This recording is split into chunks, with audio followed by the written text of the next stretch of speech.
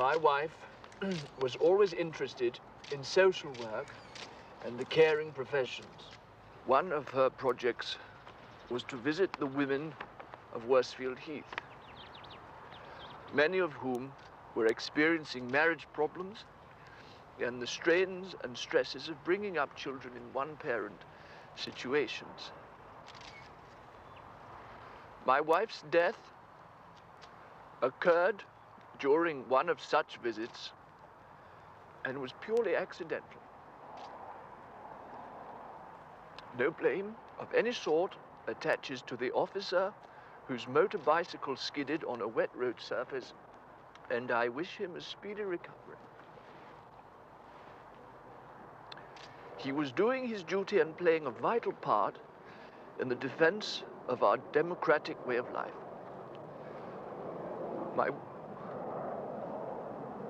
My late wife also died in carrying out duties which she believed important.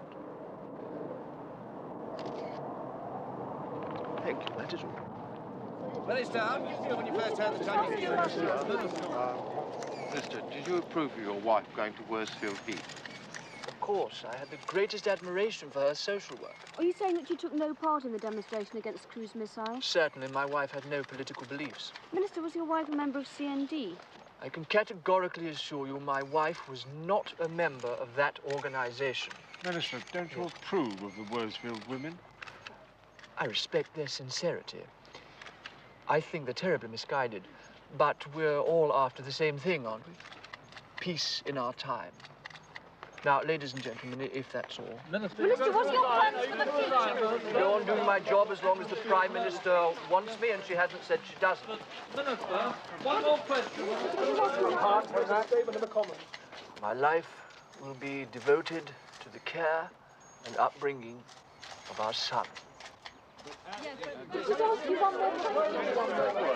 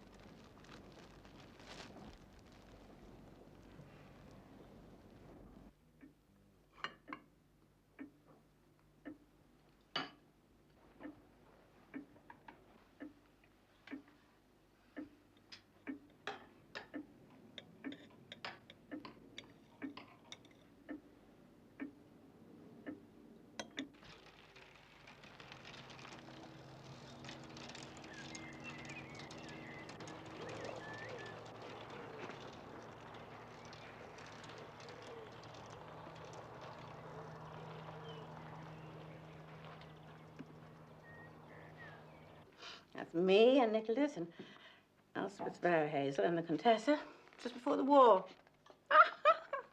Oh, wedding day. Nicholas and his young bride. You?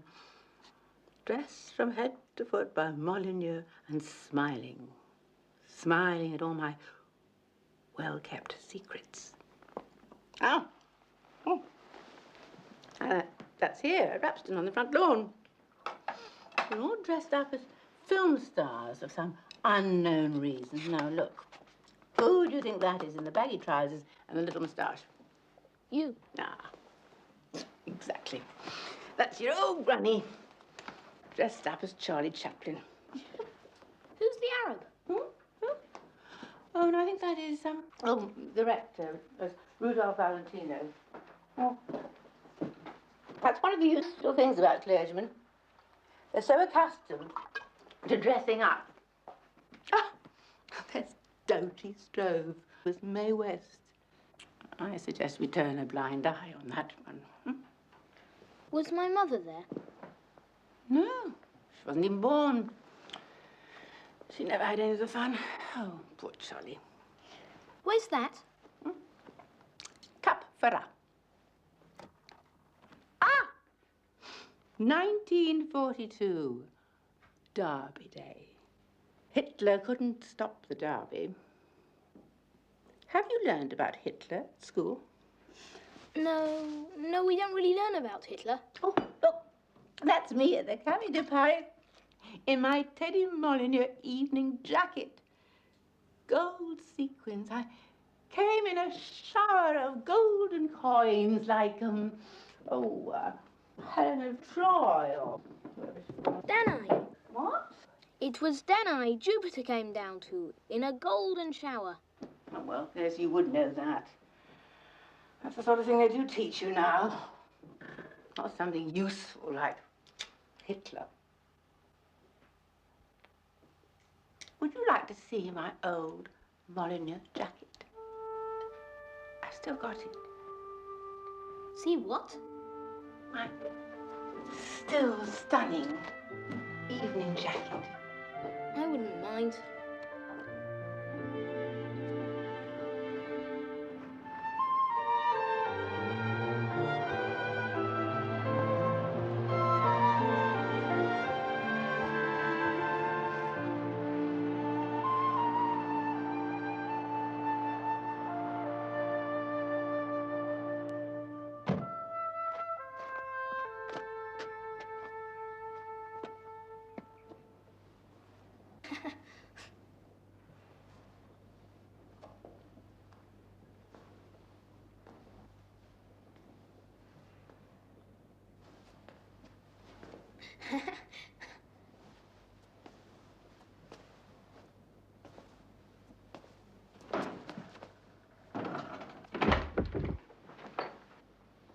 Nicholas, come along.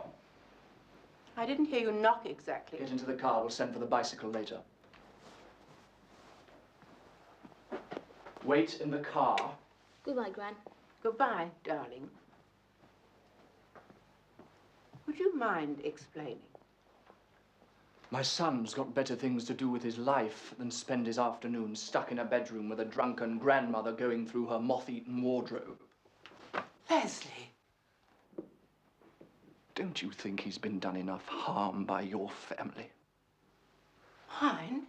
His mother didn't care about him. Oh, she pretended to. She pretended to want him near her, but she cared more about her dotty causes. She cared more about feeling she was saving the world. She wouldn't have got herself killed if she'd really cared about Nicky. But I am not Charlie. No. No. You're not even Charlie. You're just a lonely old woman with no one but a child to bore with the stories about the times you had and the scratchy old gramophone records you used to dance to. Silly tales about a collection of useless people. You were once frightened here, weren't you? I was. When you were a child. I heard you screaming in the dark in our downstairs loo. You were scared to pieces. Is that what you've got against us? I'm looking after Nicky now. I don't want any help with that. Thank you.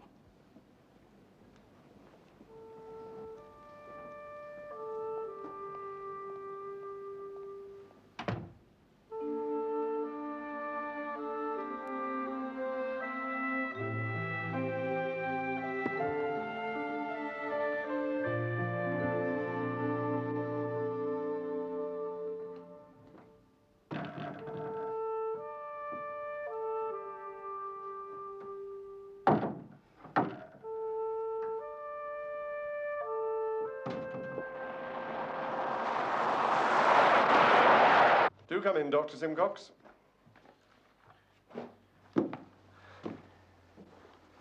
Why haven't you called? I've left messages, countless messages at your surgery. Where have you been? I suppose trying to find out the truth. Not the sort of thing you would encourage as a lawyer. As lawyers, we put our case. We leave the truth for the trial judge to find. You must know it, though. I must. You must know why he wrote that will. You must know why he left everything to Leslie Titmuss. Now, why should I know that, Dr. Simcox? Because for years you were his solicitor. Alas, we know so little of our clients. In any event, your father chose a Worsfield firm for his extraordinary last will. Do sit down. That must have been a reason. You don't want to find it, though. Of course, you're arguing my brother's case. That's what he's paid you to do. We all have to live, don't we, Dr. Simcox? There are people, I suppose, who would say we both thrive on the sickness of mankind. That, I feel, would be an uncharitable view. He must have told you something. Very little. But then I don't think your father had a great deal of respect for lawyers. There's something you can tell me, though. Perhaps you could throw some light on what we have come to call the Tom Nout incident. We use these oversimplified headings. Tom Nout? A man from the village. Your brother has seen photographs of Nout and your father looking entirely friendly. But didn't your father suddenly forbid you to visit Nout's cottage? Not only his cottage, his hut in the woods. Wasn't that rather extraordinary? Your father, who was supposed to be so liberal, such a democrat, a friend to the entire world, did he forbid you to visit any of the other cottages? No, I don't think so. A sudden irrational phobia, you see. That's the view of the psychiatrist we shall be calling. He turned against people for no reason. Eventually, he turned against his own family. Now, could you help me by remembering everything you know about the Tom Nout incident? Why the hell should I want to help you? Well, who do you want to help? Not Leslie Titmuss, surely.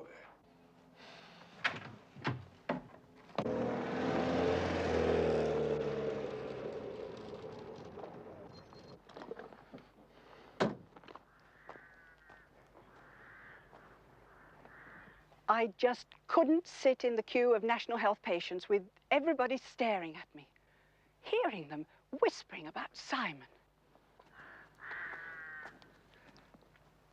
You do know he's due up before the magistrates? Mrs. Mallard Green, I am a doctor, not a lawyer.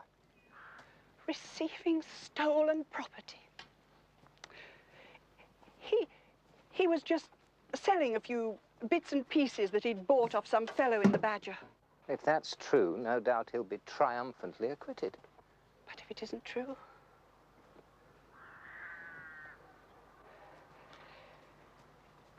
You've known Simon since he was a schoolboy. You know how highly strung he was as a child. He was always extremely nervous. A nervous window cleaner. I don't think Mally ever really understood him. And then there was the sibling rivalry with Sarah, of course. Simon was always trying to prove himself against a powerful father with a job in the BBC, all that achievement. I'm sure you could tell the magistrates. It is a well-known psychiatric condition. What is? Receiving stolen property? No, Simon needs help, Dr. Simcox. My Simon needs help. Yeah. I remember this place when it used to be old Tom Nout's cottage. Oh, I wish to God it was still Tom Nout's cottage. I wish to God we'd never seen the place. You know, it's supposed to be so restful living in the country, so secure, so peaceful. Shall I tell you what it's really like? It rains and it's boring. I never see Mally anymore. Oh, he comes home, but later and later. Simon's arrested. Not for drugs. Not for something like teenagers are supposed to do, but being mixed up in stealing. Do you know what this place is? It's dangerous. We would all have been so much better off in London. Would you mind if I took a look at your woods? There used to be an old hut down at the bottom of the garden.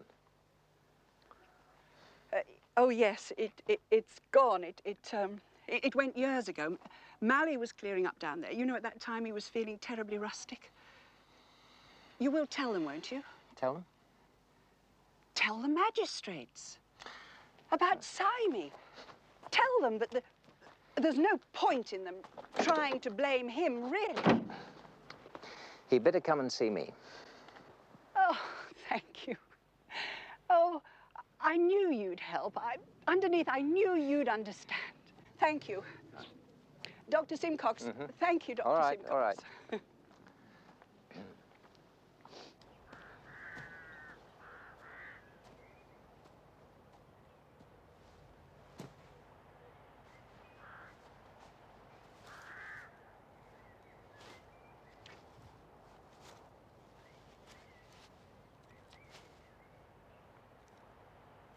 anything yet. No, haven't had anything yet. Keep looking, Tom. Granny says so. There'll be some over there. Go on, try over there. Okay. Must be here somewhere. Dr. Simcox. What about by that tree? You don't remember me, do you? Dora Nout. Old Tom's wife. Dora.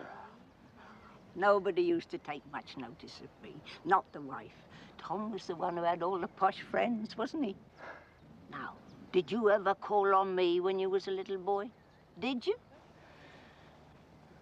No, you come straight down to see Tom in his old hut. It's gone. Oh, yes, they had it burnt down. Them townies who got our old cottage now. Your mother would have been upset about that. Now just go and ask Granny. My mother? Is this it? Yes, Tom. But you mustn't pick it. You must never pick those. There's the spider orchid. You don't often see one of the late ones. You knew where to find them, of course. No, I never knew. The late ones is rare. They're very rare, Mrs. Simcox told us. My mother? She used to visit Tom and me and the family. So she showed us the places. Always very good to Tom and the family, was your mother. You know, after the war, when Tom couldn't get work, when Lady Fanna put the police onto him, nobody would give him anything. Not beating, not wooding, nothing. Well, your mother helped us out then when Tom wanted to build his old hut in the woods. And we've always been grateful to her for it. What about my father? Oh, Tom used to see a lot of the rector in the old days. He used to take up rabbits to him. But after it all happened, we never used to see so much of the rector. After all, what happened? After Tom fell foul of her ladyship. No, he didn't see much of the rector after that. Well, Tom was never a churchgoer, was he? And your father was that busy putting the world to rights. Would you let me have the flower that young Tom picked? The spider flower? I hope it brings you luck.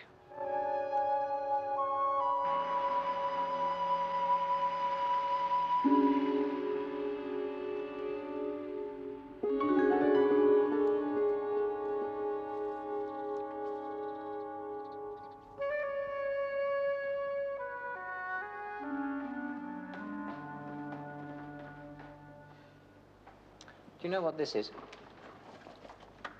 You don't, surely. A late spider orchid. Rather rare. Do you know where they grow? I think so.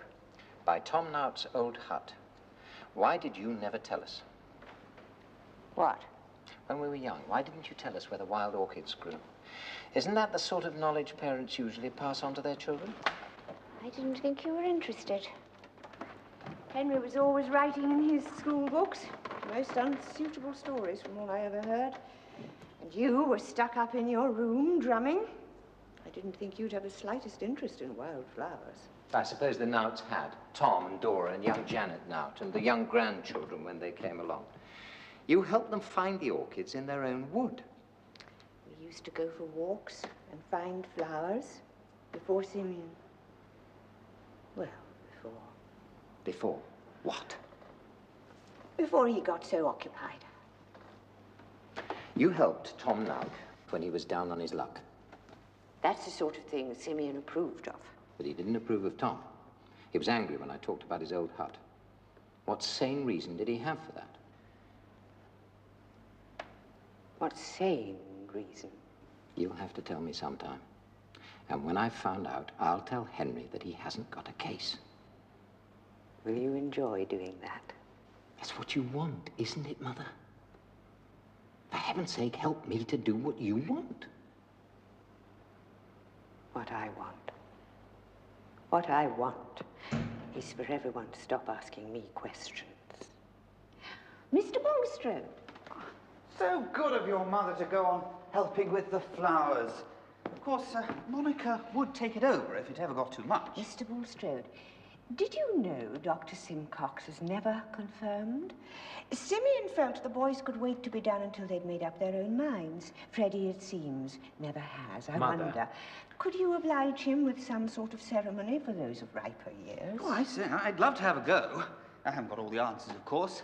What's the trouble exactly? A few unanswered questions. Oh, I do know, yes. Why the good, the omnipotent God allowed wars and concentration camps and children with leukemia? That awful music in the Hartscombe supermarket.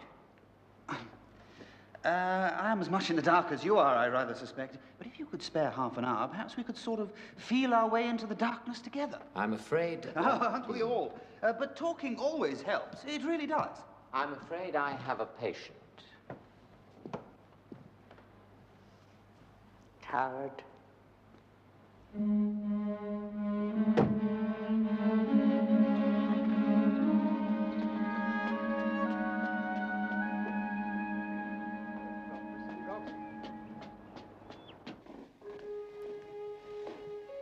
It seems you're going to give evidence about my father, Wybra. I think that's probably a matter we shouldn't discuss, isn't it, Doctor? Well, we'll all look forward to hearing what you've got to say. I shall be sworn to tell the truth, shan't I, Dr. Simcox? The truth as I saw it happen. Not bad, hmm? Still not bad legs, are they? They used to be absolute, studness. That hurts, does it? Total agony. Not that I mind a bit of agony. Better than nobody ever coming to see me.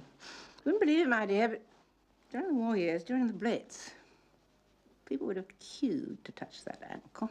How did you do it? Dancing. On my own, of course. Alone, of course. I do everything alone nowadays. Can't even have my grandchild come to tea. Have you ever heard of such a thing? I say I'm unsuitable company for young Nick. I was unsuitable company for old Nicholas, too, perhaps. Thank you.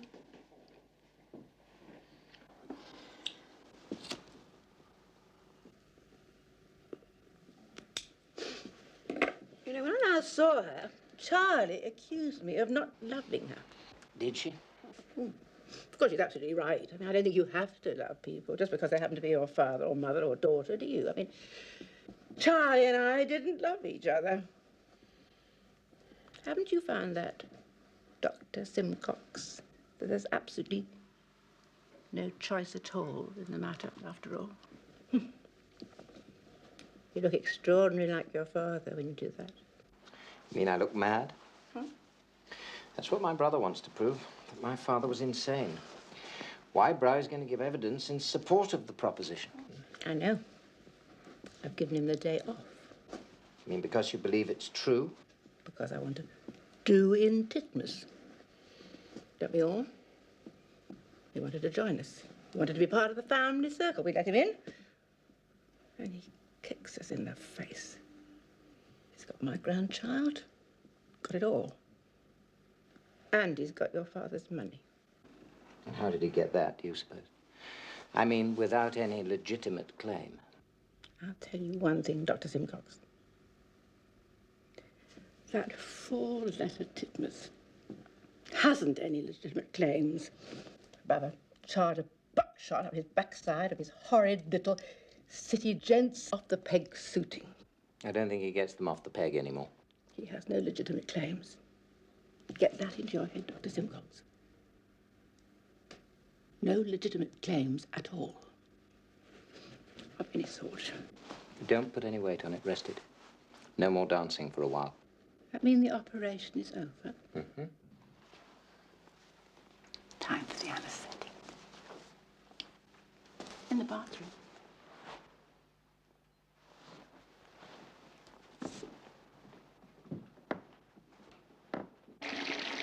We'll have it in the tooth mugs. Why, Brown, look so disapproving when I ask you to bring drinks up for me.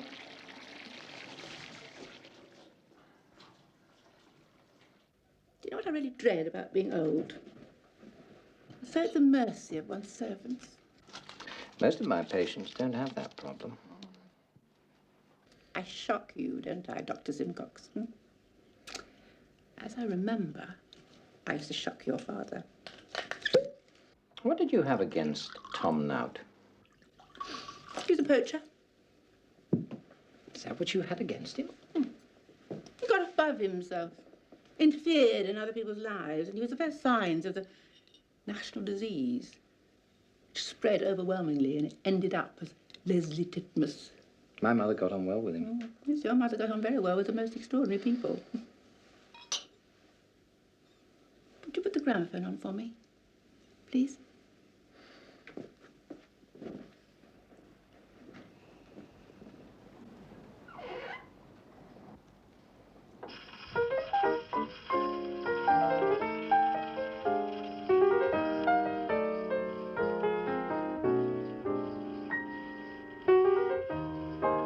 You're the top,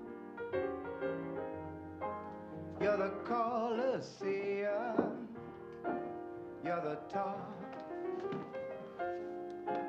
you're the Louvre Museum, you're a melody from a symphony by Strauss, you're an Escalating. Why did her ladyship quarrel with Tom Nout, Wybrow? It wasn't just the poaching, was it? That's all it was, as far as I know. Bridget was in the house the day he called up and they had their row. She didn't talk much about it. And Bridget's not here. No, she isn't, is she, Doctor? It's my opinion Bridget always took her work far too seriously.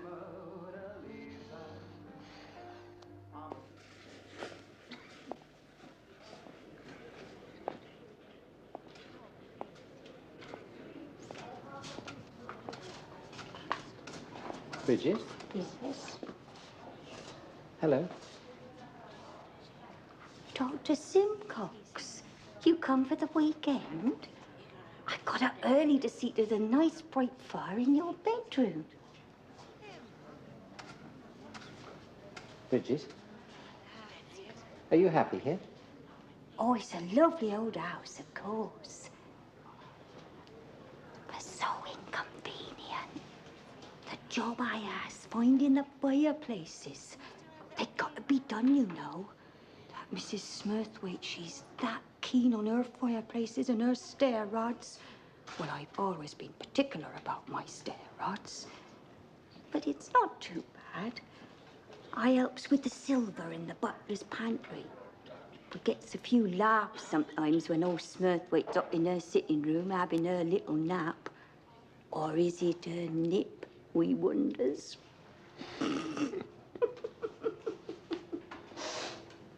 There's rules, though, and regulations. Everyone in afore 10 o'clock on your day off, and no followers. Cup of tea, Doctor. Thank you. Bridget? Well, I suppose I can sit down just for a minute. Thank you. Oh, Smurthwaite didn't have to keep her running.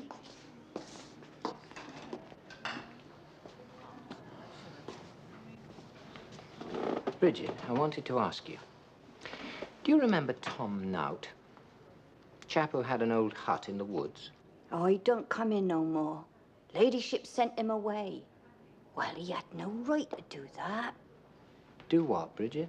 No right to come round asking her for money. Well, you heard that. I was on the stairs polishing up. I couldn't help hearing. No, of course not. Of course you couldn't. What did he want the money for? Do you remember? Something he'd seen in the park. In the park? Tom Nout had seen something there. And he wanted money for it. Of course, Ladyship sent him about his business. Said she'd ruin him in the district. It's my belief he were ruined already. He never did come to any good, did he? No. No, he died. There now. I knew he'd come to no good. Whatever made you think of Tom now? You have everything you want here, Bridget. It's just not easy finding the fireplaces. And that Percy Bigwell... Your husband? Tell him not to come round here all odd hours. Smurthwaite won't tolerate followers.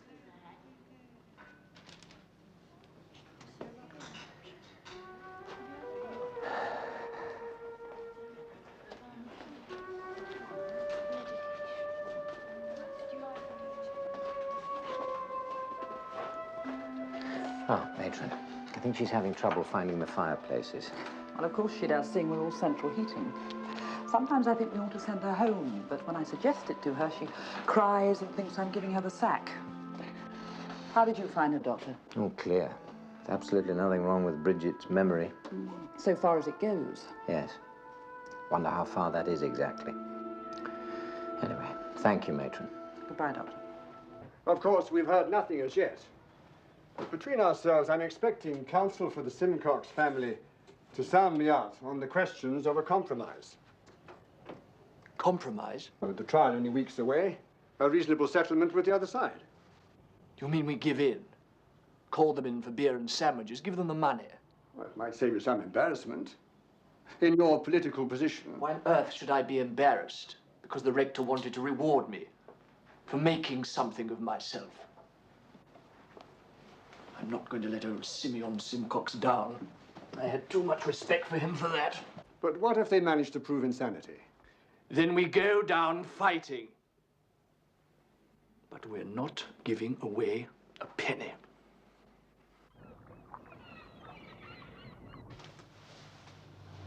I never really got on with him, if you know what I mean.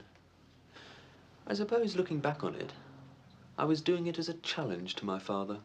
Selling bits and pieces of stolen jewellery in a pub in Worsfield to rival your father's telly programme, Arts in Our Time. Well, basically, I did it that way because I wanted to get into trouble. Well, at least you've had one resounding success. We're not having you on the national health, you know. We're doing this private. I do think you'd better help me, Doctor. I don't think it'd do your family any good if you didn't. My family? Gary knows all about your family. Gary Kitson? What does he know? He didn't give details. He would, though, if I ever found myself in trouble. He's a good friend, is Gary. I think you ought to take Gary Kitson seriously, Dr. Simcox.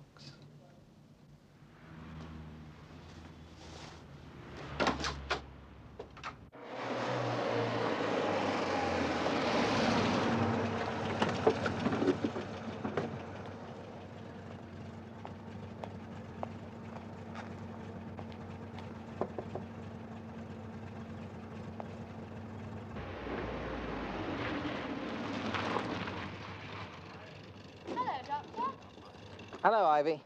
Where's Ted? Oh, he's round in the garden. Right.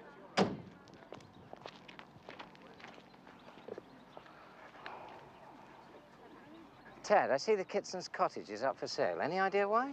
Cleared out and gone. Of course, it was sudden. The other one, that Mallard Green boy, he never had the sense to scarper. You don't know where they are? Why, they owe you too, Doctor? Yes. Money? No. Information. Before we get into the heat and dust of the courtroom arena, before a battle is joined, I suggested to my learned junior that we might lay on an informal dinner for our legal team, just so we could get the picture entirely clear, get our act together. So, thanks for your hospitality, Rose. Delicious. Absolutely delicious. Super sort of herby taste. Oh. Provençal. Well, I don't know exactly. Pammy can always lay on something sensational at short notice. Not a bad drop of Merceau either. I thought something rather light, if we're going to keep our thoughts in order. Or oregano. We must We have have had to on a face bit of up to the oregano. fact Well, I can't help about that. The burden is on us to prove your father's insanity. Did he honestly dress up in drag to give marriage guidance?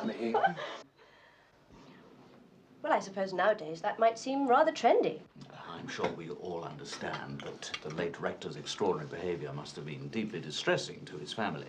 Or is it a touch of tarragon that I'm detecting? Well, of course, it was deeply embarrassing for all my family. My mother always tried to cover up for him. I think that's why she's refusing to get involved. Oh, the judge will understand that. Halliburton's reserved the trial to himself. Mr. Justice Halliburton. Oh, he's a member of Henry's club. That won't necessarily be an advantage. Of course, you'll know Henry by his writing. I wouldn't rely on that. I never heard of Halliburton reading anything but law reports and recollections of World War II. I think our medical evidence is in a sound state. Eh, Rose? Monomania, or an insane aversion to members of his family. Or an insane affection for Leslie Titmuss. Look, I would like to stress that what my father was suffering from was an insane optimism about the future of the human race. We want to avoid generalizations with respect. He suffered from the great insanity of our time, that we'd all get better and better, nicer, kinder, more concerned about each other, less disinterested, more enthusiastically against fox hunting, capital punishment, and nuclear war. The beliefs took hold of him like a disease. They haunted him like strange hallucinations. In the end, they corrupted his thinking and addled his brain. He became terrified of his own wealth and decided to unload it on the most undeserving object he could find. You mean he wished to leave you the gift of poverty? Well, that sounds appropriately idiotic, yes. I'm not sure I like that. It might have some sort of sound religious basis. You're thinking of the eye of the needle? I think we're safer with psychotic monomania and the acts of lunacy we've placed in our defense. I find myself in complete agreement with our instructing solicitor. Can anyone manage a tiny bit more? Would it be frightfully piggy of me? Oh, just seconds for one, if that's at all possible. My brother Fred is either a natural traitor or he's inherited our father's insanity. I really can't understand Fred's game. He's going about behaving like some sort of seedy amateur sleuth. I really must ask you for the recipe. To be brutally honest, the recipe is the visiting kitchen. Did you say the visiting kitchen? Yes, she does rather look as though she despised our fitted cupboards, but she leaves it all surprisingly tidy. I can give you the telephone number. I don't think we need it, do we? Well, thanks anyway for the dinner, Pammy. It was absolutely. Thank you very much. Well, that was a lovely evening, wasn't it? Thank you very much. Oh, the loo. Just down there on the right. Thank you. Oh, thank you very much. Yes, that's it. Did Fred send you here to spy on me? No. Why should he? I don't know. He's taken to playing detectives. He was rung up by Mrs. Rose. How was I to know they were part of your legal mafia? How much did you hear? Not a lot. I was busy with Lonnie's second. You ought to be on our side. Ought I? For Francesca's sake. For her? Well, she'll benefit eventually, if we end up with the Simcox shares. You mean if you end up with them? Money never did any harm to anyone, not even Francesca. All those herbs, they smell of our old quarrels, especially the tarragon.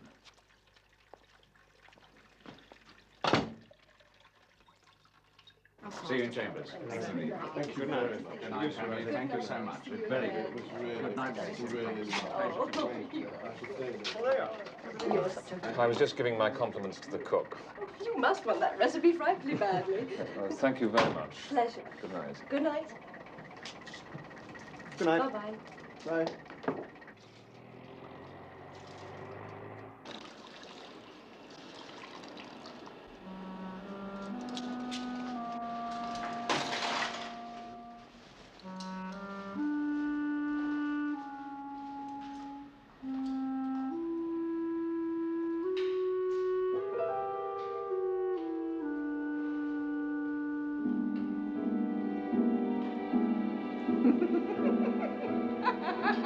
Get out! How dare you! Oh, my Lady Grace, I'm sorry. I'm sorry.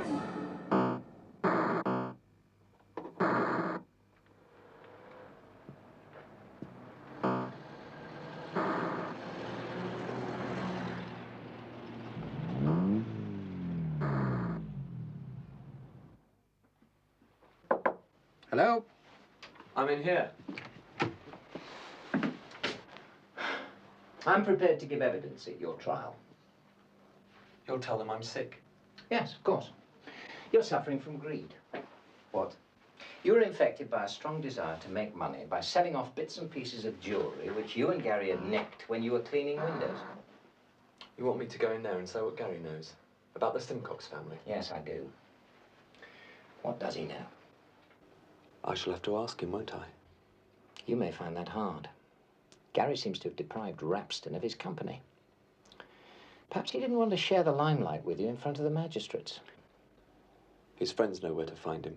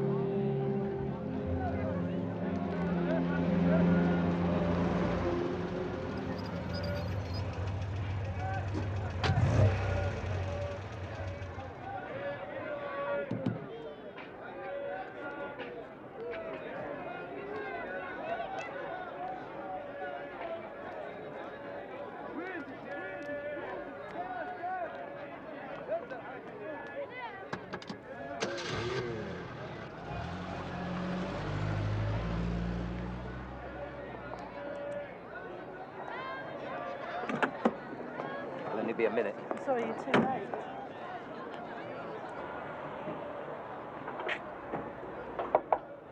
Hello, Mr. Kitson around, is he? There is no Mr. Kitson here, my friend. Well, who runs this place? O'Leary. Desmond O'Leary. Where is he? You can ask in the office. Right. Thank you. Mr. O'Leary? He's not here. I'm sick of telling everybody. Tina. Dr. Simcox. Everybody?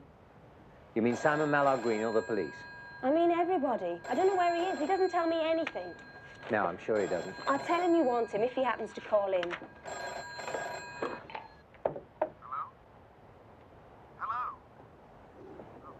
Neverest Detective Agency? You're trying to have him traced? Of course not. I'm not as worried as all that. That's the guy who came here. Gary sold the man something, did some sort of a deal with him. He seemed pleased. Anyway, I haven't seen much of Gary since then. Sold him what? I don't know. Could have been anything, couldn't it? Could have been an old banger for all I know. Yes, I suppose it could.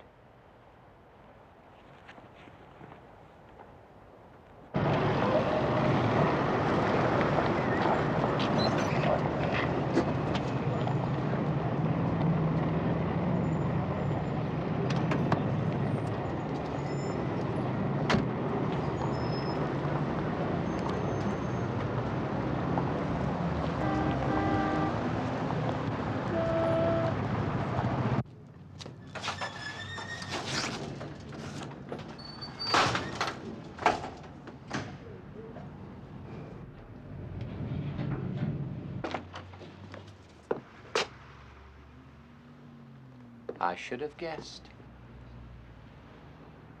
Hello, Simcox Minor. I suppose I thought you might be turning up. Sherlock Nubble.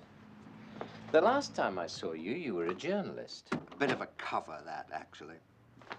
Of course, I do manage to pick up the odd bit of gossip from time to time. Some of that finds its way into the papers. And some of it you keep for your clients. Well, that's the name of the game nowadays, isn't it? What is? Information. Scotch? Please. How many games have you been in exactly? I mean, since you ran the delicatessen from the old cello case at school. Double bass. Double bass, yes. What was it after that? Coffee bars? Boutiques? Beads and badges at pop festivals? Well, you've certainly kept up with the times, haven't you? What is it now? Missing wives? Divorce cases? That sort of thing, yes. What about wills? Collect a little evidence about those, do you? I mean, who is your client in the case of the estate of the late Simeon Simcox? Titmus versus Simcox and others. Well, words to that effect, yes. Of course, we met at his house, didn't we? I suppose you're acting for Leslie Titmus. I say, steady on, Simcox Minor. You're doing me an injustice. Anyway, I understand Titmus is a bit of a shit. Well, they speak of him as a future Prime Minister. That's probably why. No, I wouldn't act for Titmus. One has a certain loyalty. I mean, we were all at Knuckleberries together. All three of us. You and I. And Henry. Henry hired you to check up on Leslie Titmus. And to collect evidence for his case. And to stop me collecting evidence which might make his case impossible. Is that what Henry asked you to do? I can't think what you're suggesting, Simcox Minor. Can't you? There is a bit of evidence. I'm not at all sure what it is, except that it throws a great deal of light on our family circumstances. An appalling youth called Gary Kitson managed to get hold of it by some means or another, probably theft, and you have just bought it from Gary. I don't imagine it's anything which my big brother thinks I ought to know about. Your big brother hasn't said anything about it. Oh, hasn't he? In fact, we haven't had time to discuss it. Have you not? Then it's a piece of virgin evidence, untouched by the interested parties? If it exists.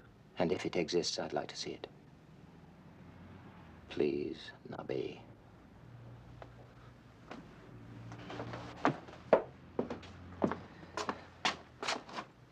You never got on with Simcox, Major, did you? Not specially. I took to you at school, Simcox. I wanted you to be my friend. None of the others had much time for me. I remember. You told me once you were treacherous. Was that true? Possibly. Treacherous to Henry. Why? My father may have had his failings, plenty of them, but he wasn't insane. I'm never going to let that be said. Never. What can you offer me for this? Money, I suppose. Isn't that the name of the game nowadays?